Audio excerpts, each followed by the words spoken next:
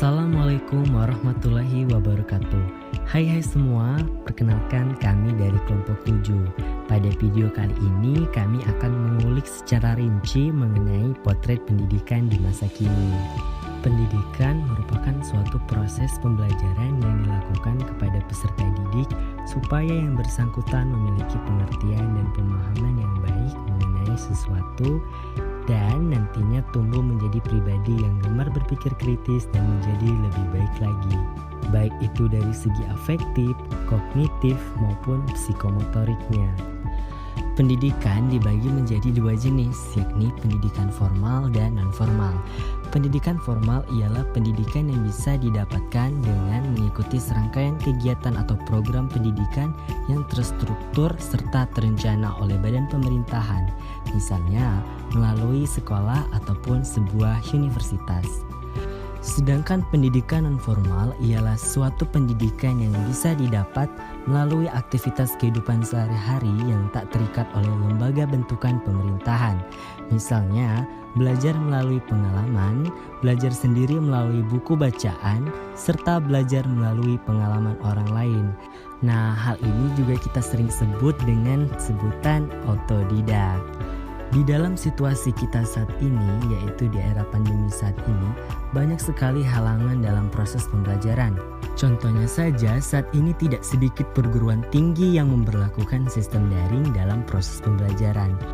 Setelah diteliti, ternyata banyak sekali mahasiswa yang merasa bahwa perkuliahan secara daring kurang efektif karena banyaknya gangguan yang dialami, seperti gangguan sinyal dan lain sebagainya, sehingga para mahasiswa kurang bisa memahami materi pembelajaran.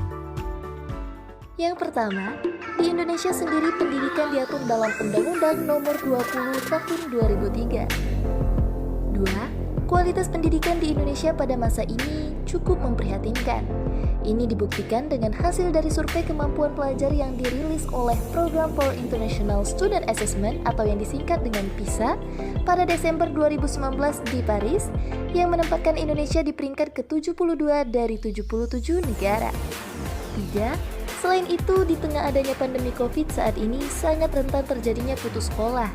Pada survei yang dilakukan oleh UNICEF pada Desember 2020 lalu, menemukan bahwa terdapat 1% atau sekitar 938 anak putus sekolah karena pandemi di Indonesia.